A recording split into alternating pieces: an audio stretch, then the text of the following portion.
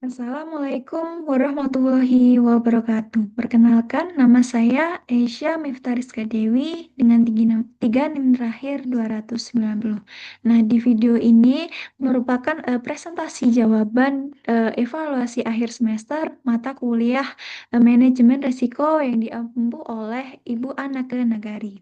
Nah, pada kesempatan ini saya akan memaparkan dan menjelaskan jawaban atas soal evaluasi akhir semester berdasarkan pemahaman materi yang telah dipelajari selama perkuliahan. Nah, pada slide ini saya akan menjelaskan mengenai jawaban soal nomor 1 bagian A yang membahas mengapa keterlibatan stakeholder itu penting dalam proses penilaian resiko dan evaluasi resiko. Nah, pertama, resiko itu tidak hanya berdampak ke perusahaan, tapi juga berdampak ke pihak lain seperti pelanggan, investor, regulator, dan masyarakat. Nah, kalau perusahaan menilai resiko hanya dari sudut pandang internal saja, ada kemungkinan resiko penting justru terlewat atau tidak terlihat. Nah, maka dari itu, dengan melibatkan stakeholder, penilaian resiko itu menjadi lebih lengkap dan lebih sesuai dengan kondisi nyata. Keputusan yang diambil juga tidak sepihak, tapi bisa lebih diterima oleh banyak pihak. Nah, selanjutnya, dalam risk assessment, keterlibatan stakeholder itu membantu perusahaan untuk mendeteksi resiko dari berbagai sudut pandang. Stakeholder internal bisa lebih paham kondisi operasional sehari-hari seperti proses kerja, kendala di lapangan, dan juga resiko operasional yang sering terjadi. Nah, sedangkan stakeholder eksternal itu lebih memahami resiko dari luar perusahaan, misalnya perubahan regulasi, kemudian tuntutan pelanggan, ataupun reaksi dari masyarakat. Nah, dengan menggabungkan kedua pandangan ini, resiko yang diidentifikasi itu menjadi lebih luas dan tidak hanya berdasarkan dari sudut pandang manajemen saja. Kemudian dalam risk evaluation, stakeholder itu berperan dalam menilai seberapa besar dan seberapa penting suatu resiko. Setiap pihak itu bisa saja memiliki penilaian resiko yang berbeda. Nah, resiko yang dianggap biasa oleh manajemen internal bisa saja dianggap serius oleh pihak eksternal. Nah, perbedaan inilah yang membantu perusahaan untuk lebih berhati-hati dalam menentukan prioritas resiko.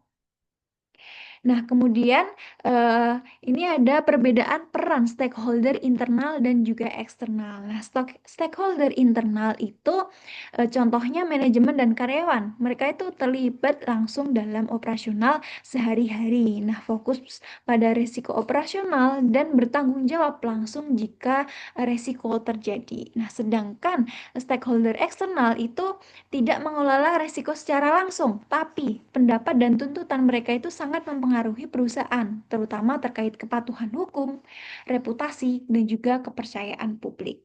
Nah, jadi dengan melibatkan kedua jenis stakeholder ini, keputusan manajemen resiko yang diambil perusahaan itu lebih seimbang. Dan tidak memihak salah satu pihak saja, tetapi menguntungkan banyak pihak.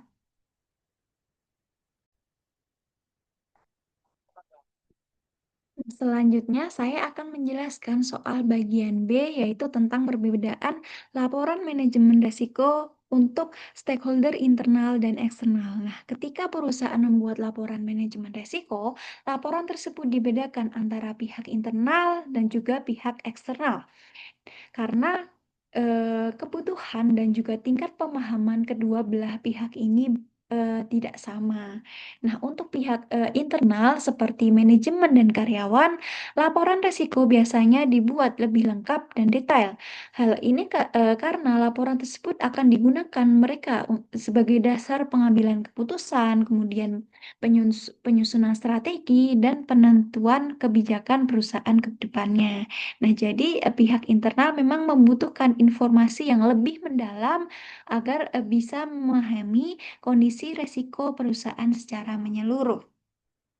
Nah, sementara untuk pihak eksternal seperti investor, regulator, atau masyarakat, nah laporan manajemen resiko itu biasanya dibuat lebih ringkas dan sederhana.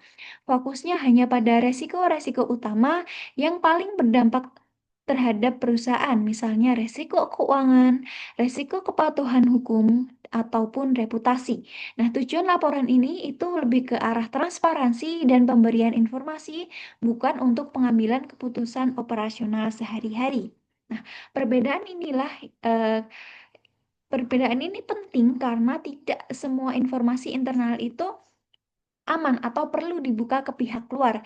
Jika informasi internal yang terlalu detail disampaikan ke eksternal, hal ini tuh justru akan menimbulkan salah persepsi atau bahkan merugikan perusahaan. Nah, sebaliknya jika laporan itu kekurangan informasi penting dan beresiko salah dalam pengambilan keputusan. Nah, jadi pembeda laporan manajemen risiko ini dilakukan agar informasi yang disampaikan itu tetap tepat sasaran, kemudian sesuai dengan kebutuhan masing-masing pemangku kepentingan, dan juga tetap menjaga keseimbangan antara transparansi dan juga kepentingan perusahaan.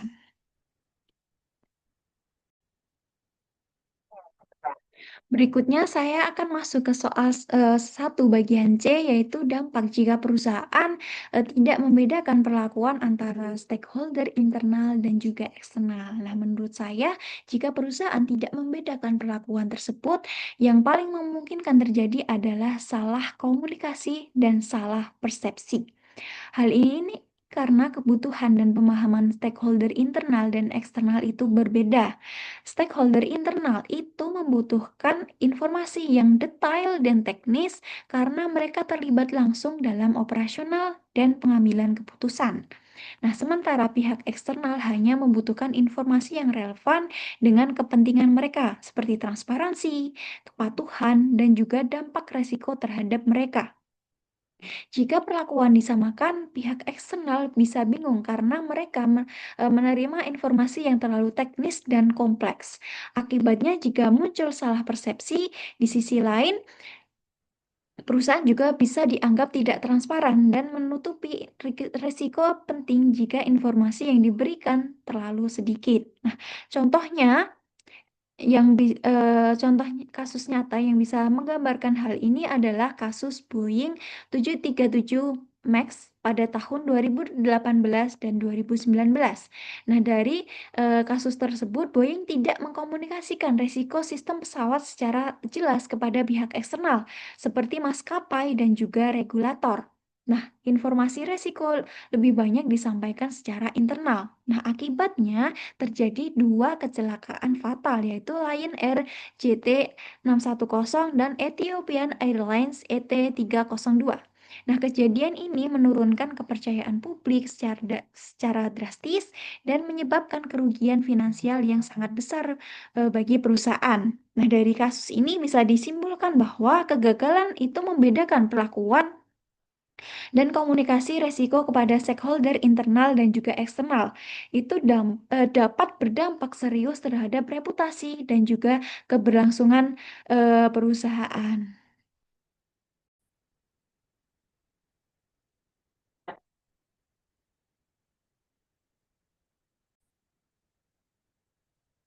Selanjutnya, saya akan menjelaskan soal nomor 2 bagian A, yaitu bagaimana tiap isu di PT Sonic itu mempengaruhi operasional perusahaan dan juga arus kas. Nah, isu pertama yaitu gangguan sistem yang sering terjadi pada platform pelacakan.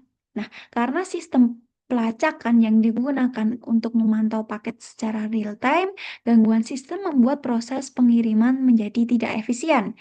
Kondisi antara gudang dan juga kurir itu bisa terganggu. Paket juga bisa salah rute, bahkan bisa saja sampai terlambat sampai. Nah, hal ini tuh memicu komplain pelanggan atau bahkan pembatalan pesanan.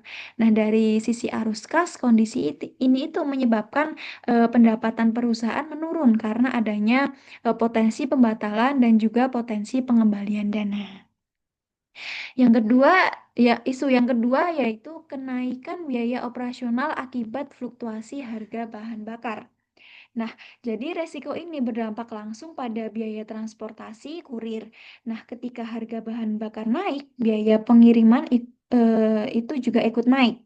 sementara tarif ke pelanggan itu belum tentu naik.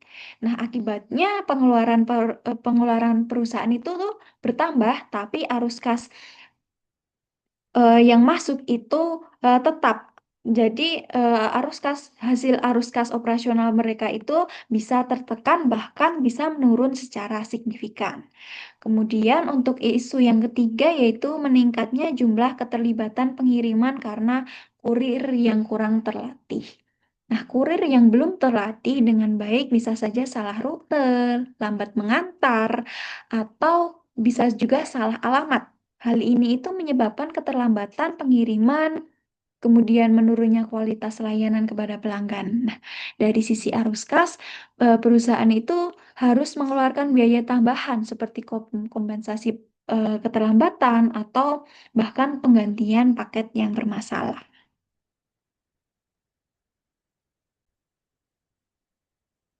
Selanjutnya, saya akan masuk ke soal 2 bagian C, yaitu mengenai.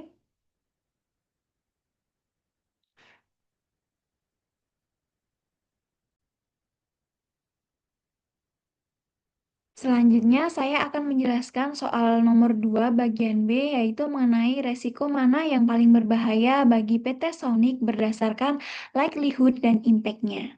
Nah, dari ketiga resiko yang dihadapi PT Sonic, menurut saya resiko yang paling berbahaya yaitu gangguan sistem pada platform pelacakan. Alasan utamanya karena resiko ini itu sering terjadi atau likelihood tinggi, sehingga dari sisi kemungkinan kejadian atau likelihood bisa dikategorikan sebagai likely. Nah, selain sering terjadi, dampaknya itu juga cukup besar atau bisa dikategorikan sebagai severe. Nah, sistem pelacakan ini sangat penting bagi operasional PT Sonic karena digunakan untuk memantau posisi paket secara real time. Jika sistem ini bermasalah, koordinasi antar gudang dan kurir itu bisa terganggu.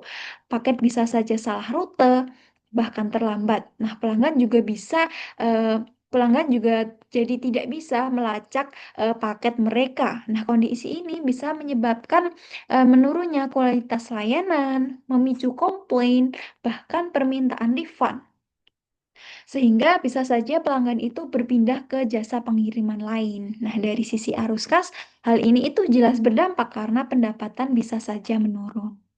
Nah, resiko yang kedua yaitu kenaikan biaya operasional akibat fluktuasi harga bahan bakar.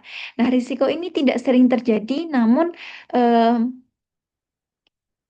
sering sehingga likelihood yang bisa dikategorikan yaitu possible. Namun jika terjadi dampaknya itu cukup besar karena bahan bakar merupakan komponen biaya utama dalam bisnis logistik. Nah, kenaikan harga BBM akan langsung meningkat kan biaya operasional dan menekan margin keuntungan mereka. Nah, risiko yang ketiga yaitu meningkatnya keterlambatan pengiriman karena kurir yang kurang terlatih. Nah, berdasarkan keterlambatan ini bisa disebut meningkat sehingga likelihood-nya bisa dikategorikan sebagai likely. Namun dari sisi dampak, resikonya itu masih moderate karena masih bisa diperbaiki melalui pelatihan dan juga evaluasi kinerja kurir. Nah, berdasarkan analisis likelihood dan juga impact, dapat disimpulkan bahwa PT Sonic itu sebaiknya memprioritaskan penanganan resiko gangguan sistem pelacakan.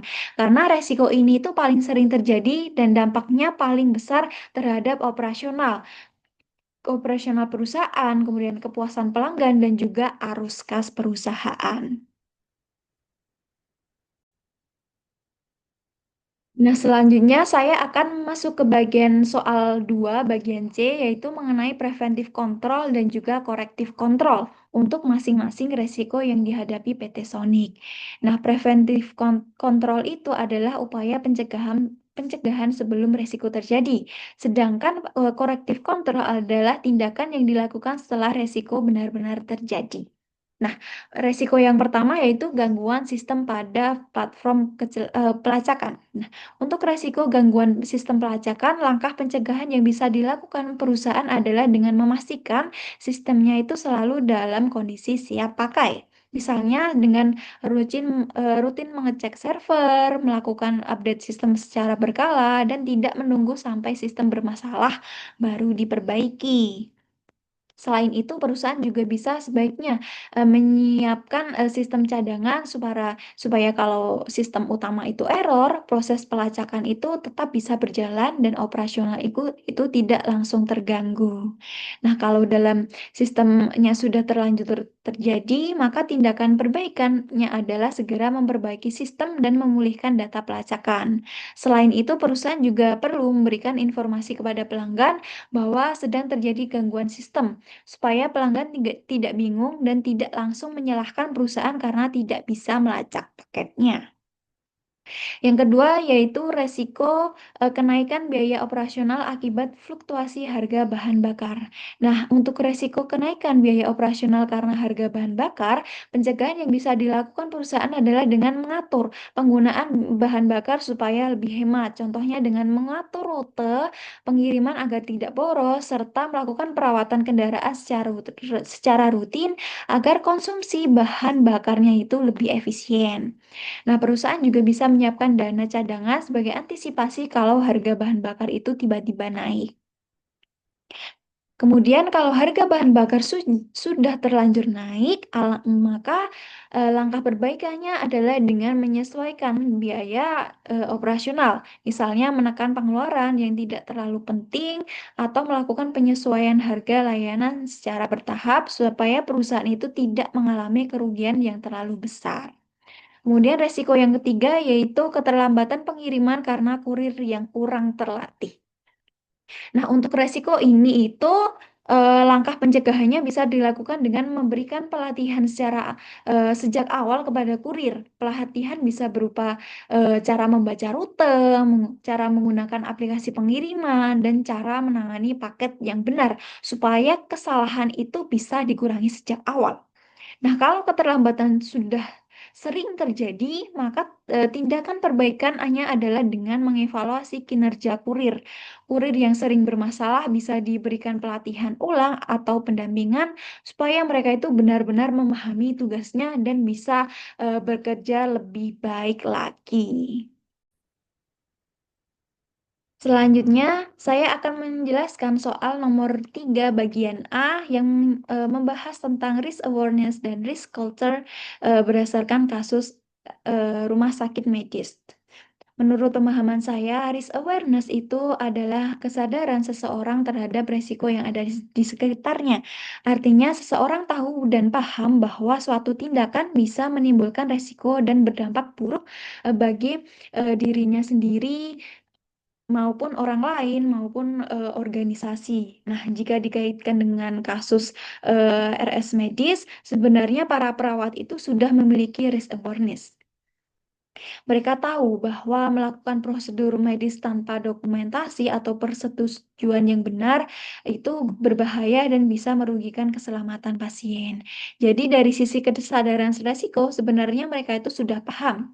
Namun, memiliki risk awareness saja itu tidak cukup jika tidak didukung dengan risk culture yang baik. Nah, risk culture adalah budaya atau kebiasaan di organisasi yang mempengaruhi bagaimana orang itu bersikap terhadap risiko. Nah, budaya ini bisa dilihat dari cara manajemen merespon masalah. Apakah laporan dari staf itu ditanggapi dengan serius atau justru diabaikan? Serta apakah staf itu merasa aman untuk menyampaikan kesalahan ataupun juga penyimpangan yang mereka temukan? Nah, pada kasus RS medis, meskipun perawat sudah sadar akan adanya resiko, mereka itu memilih untuk tidak melapor karena mereka merasa manajemen tidak akan menanggapi laporan tersebut dengan serius. Nah, ini itu menunjukkan bahwa risk culture di rumah sakit tersebut itu masih lemah. Budaya yang terbentuk itu membuat staf merasa percuma melapor, sehingga mereka itu lebih memilih diam walaupun tahu resikonya itu besar bagi pasien. Nah, dari kasus ini bisa dilihat bahwa risk awareness dan risk culture itu saling mempengaruhi, dan risk awareness yang baik tidak akan berjalan efektif kalau risk culture di organisasi itu tidak mendukung. Nah, sebaliknya, risk culture yang buruk itu membuat seseorang enggan bertindak meskipun mereka itu sudah sadar bahwa ada risiko yang serius. Nah, jadi agar manajemen risiko itu berjalan dengan baik, organisasi tidak hanya perlu meningkatkan kesadaran risiko pada individu, tetapi juga membangun budaya risiko yang mendukung keterbukaan, pelaporan, dan juga perbaikan untuk ke depannya. Nah, untuk menjawab soal nomor 3, bagian B, yaitu ciri budaya resiko yang kuat versus lemah di rumah sakit. Nah, jadi saya menilai kekuatan dan kelemahan budaya risiko yang di rumah sakit bisa saja dilihat dari hal-hal yang sebenarnya cukup sederhana dan terlihat dalam kegiatan sehari-hari. Nah, menurut saya salah satu faktor utama untuk menilai budaya risiko di rumah sakit adalah dengan bagaimana manajemen itu merespon laporan dari staf. Kalau ada staf yang melapor masalah ataupun penyimpangan, lalu manajemen menanggapi dengan serius, menindaklanjuti, dan fokus untuk mencari solusi, itu menunjukkan bahwa budaya resiko itu cukup kuat. Sebaliknya, kalau laporan seiring diabaikan atau dianggap sepele, staf lama-lama akan merasa percuma untuk melapor. Nah, selain itu, sikap staf dalam melapor kesalahan itu juga bisa menjadi indikator.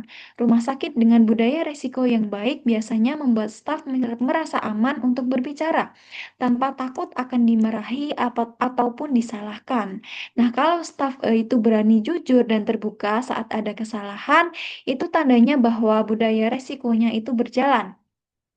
Tapi kalau staf memilih diam meskipun ada masalah, seperti pada kasus RS medis, itu menandakan bahwa budaya risiko itu lemah. Nah, faktor berikutnya itu adalah tindak lanjut dari laporan seri risiko. Nah, bukan hanya soal laporan masuk, tapi juga apa yang harus dilakukan setelahnya. Rumah sakit dengan budaya risiko yang kuat biasanya akan mengevaluasi kegiatan atau kejadian, kemudian memperbaiki prosedur dan mencegah agar kejadian yang sama itu tidak terulang. Kalau tidak ada perubahan setelah laporan disampaikan, staf akan merasa laporannya itu tidak ada gunanya.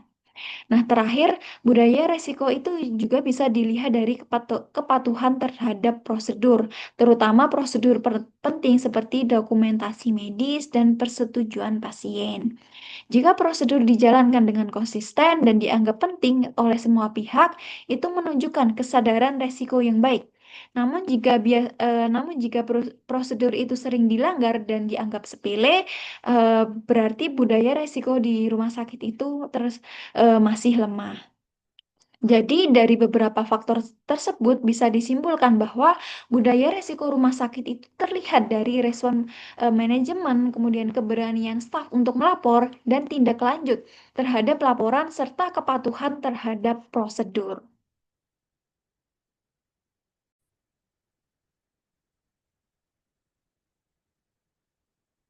Selanjutnya, saya akan membahas poin soal nomor 3 bagian C, yaitu mengenai kelemahan budaya resiko di RS medis dan usulan perbaikan yang bisa dilakukan. Nah, berdasarkan kasus RS medis, menurut saya terlihat bahwa budaya resiko di rumah sakit ini tuh masih cukup lemah. Salah satu kelemahan utamanya adalah para perawat. Sebenarnya itu kan mereka sudah tahu prosedur medis yang tidak dijalankan dengan benar, tapi mereka itu memilih untuk tidak melapor.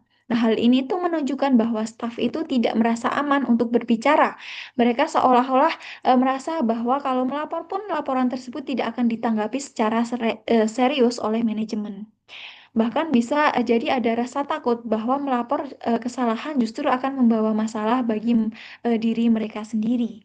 Nah, kondisi itu sebenarnya berbahaya karena kalau penyimpangan dibiarkan terus-menerus tanpa adanya laporan, resiko terhadap kesalahan pasien itu akan semakin besar dan bisa terulang kembali. Nah, untuk memperbaiki kondisi ini, menurut saya ada dua hal utama yang bisa dilakukan oleh manajemen terhadap RS medis. Yang pertama, manajemen perlu membangun kepercayaan staf. Caranya bisa dengan menyediakan sistem pelaporan yang jelas dan aman, serta memastikan bahwa setiap laporan itu benar-benar ditindaklanjuti. Kalau staf merasa bahwa laporan mereka itu diperhatikan dan membawa perubahan, mereka akan lebih berani untuk melapor. Yang kedua, rumah sakit perlu meningkatkan kesadaran risiko melalui sosialisasi dan juga pelatihan yang rutin. Tapi dengan cara yang sederhana. Staf perlu diingatkan bahwa tujuan melaporkan penyimpangan bukan hanya untuk mencari siapa yang salah, tapi untuk melindungi keselamatan pasien dan memperbaiki sistem kerja. Nah, kalau kedua hal ini dilakukan secara konsisten, maka risk awareness staff akan meningkat dan perlahan budaya risiko di RS medis itu juga bisa menjadi lebih baik.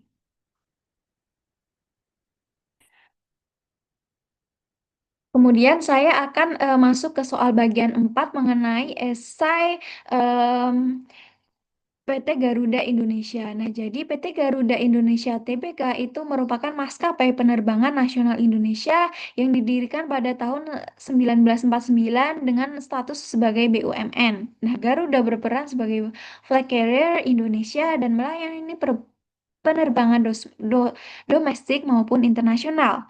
Kegiatan utama Garuda Indonesia adalah jasa angkutan udara penumpang dan kargo. Selain penerbangan reguler, Garuda juga menyediakan layanan charter, pengangkutan barang, serta bekerja sama dengan maskapai lain melalui aliansi Global SkyTeam.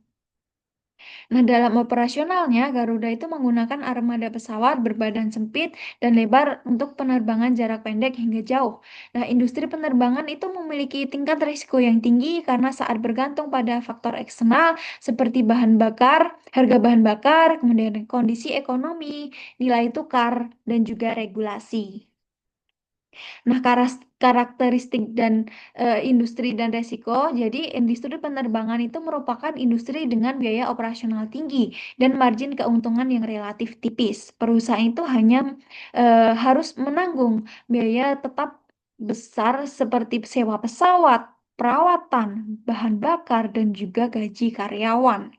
Nah, sebagai maskapai nasional, Garuda juga memiliki tanggung jawab strategis dan sosial, sehingga pengelolaan resiko itu menjadi sangat penting agar perusahaan itu dapat terus beroperasi secara berkelanjutan.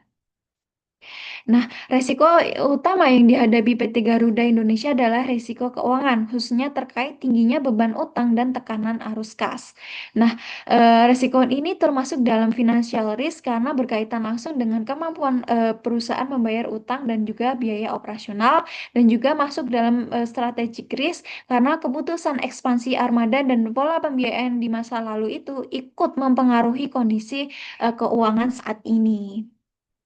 Nah, dampaknya itu dari sebelum pandemi COVID-19, em, Garuda itu sudah memiliki kewajiban keuangan yang besar, terutama dari sewa pesawat dan juga utang kepada lessor serta kreditur internasional. Nah, saat pandemi terjadi sekitar tahun 2020, jumlah penumpang itu turun drastis akibat pembatasan perjalanan atau lockdown. Nah, pendapatan menurun tajam, kemudian eh, kewajiban keuangan itu tetap harus dibayar. Nah, hal ini tuh membuat arus kas perusahaan itu sangat tertekan.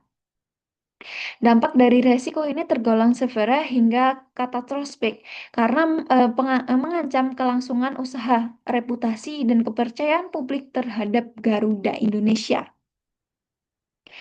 Nah, untuk menghadapi tekanan keuangan, Garuda melakukan beberapa langkah utama, salah satunya dengan restrukturisasi utang.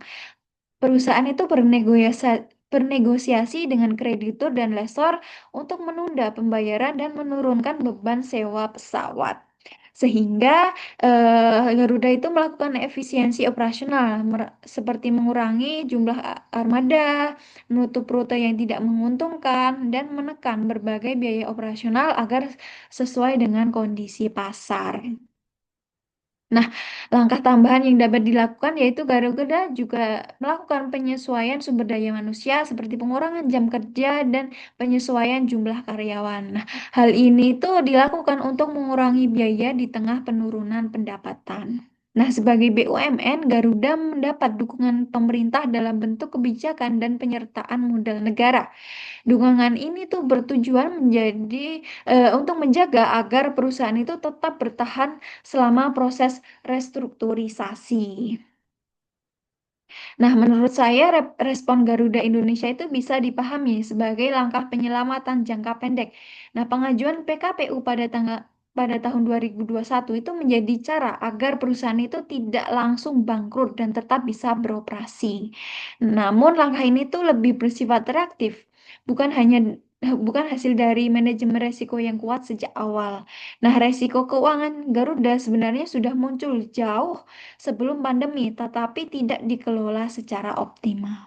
Nah, jika saya berada di posisi risk management, saya akan menyarankan pengelolaan armada yang lebih efisien sejak awal, kemudian pembatasan penggunaan utang dan kontrak sewa mahal, kemudian pemantauan risiko keuangan yang lebih ketat dan berkelanjutan. Nah, manajemen risiko seharusnya itu dijalankan sebelum krisis terjadi, bukan hanya saat kondisi sudah memburuk.